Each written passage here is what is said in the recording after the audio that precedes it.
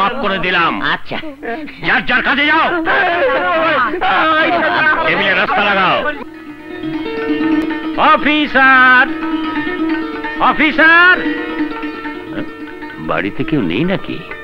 আরে ব্রিটিশ হাবিলদার, retired officer. বসি বসি বসি। এতদিন কোথায় ডুব দিয়েছিলি? এই দেশ বিদেশ ঘুরে বেরিয়েছি। যাকে এখন বল, কেমন আছিস? আরে এক বছরে মাথার চুল পাকিয়ে ফেলেছিস? এই আমার দিকে তাকিয়ে দেখ, সে আগের মতোই আছে। ঘরে মামারা দুটো সমস্ত মেয়ে থাকলে তোর দশা আমার মতোই হতো। আরে সেই জন্যই তো বিয়ে করিনি। সত্যি কথা বল, তোকে কেউ মেয়ে দেয়নি? ওই একই হলো। যাকে তোর মেয়েরা কোথায়? মা ঝর্ণা, আরে এদিকে আয়, দেখে যা কে এসেছে। আরে ব্রিটিশ মামা, কেমন আছেন? ভালো, খুব ভালো। এতদিন পর বুঝি আমাদের কথা মনে পড়লো? এতদিন তো দেশেই ছিলাম না, লন্ডন থেকে আজই ফিরেছি। তুমি দেখছি বেশ বড় হয়েছো। তা হব না, সেশন জটে এমএ পাশ করতে লেগে গেল 4 বছর। বয়স তো আর থেমে থাকে না। তোমার ছোট বোন নদী কোথায়? ও কলেজে। যা মা, আমাদের জন্য চা নিয়ে আয়, যা।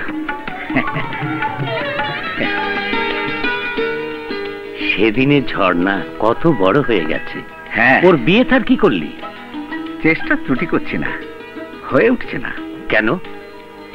থাকো তো বিদেশে, গায়ে বাতাস লাগে না। আরে একটা মেয়েকে ভালো মতো বিয়ে দিতে অনেক টাকা লাগে, সে টাকা আমি পাবো কোথায়? এখন না হয় রিটায়ার করেছিস, যখন চাকরি ছিল তখন ঘুষ খাসনি কেন? তাহলে তো মেয়ের বিয়ে নিয়ে এত ভাবতে হতো না। যাক, ভালোই হয়েছে। ঝর্ণার বিয়ের ভার আমার উপর ছেড়ে দে। আমি কালী পাত্র নিয়ে আসবো। পাত্র? কালী? তুই? হ্যাঁ, আমি ঠিকই বলছি। না না না, শুধু চা খেয়েই চলে যাব।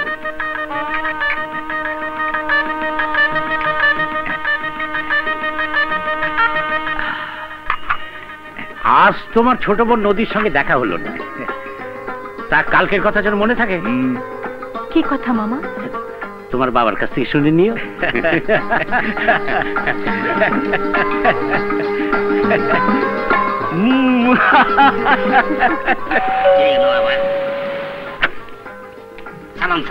ঠিক ঘুমাচ্ছিলে?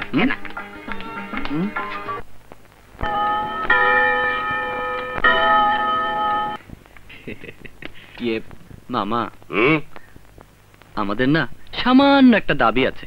আরে ক্ষমতায় বসতে না বসতেই দাবি দেওয়া? মামা, এ যে প্রাণের দাবি।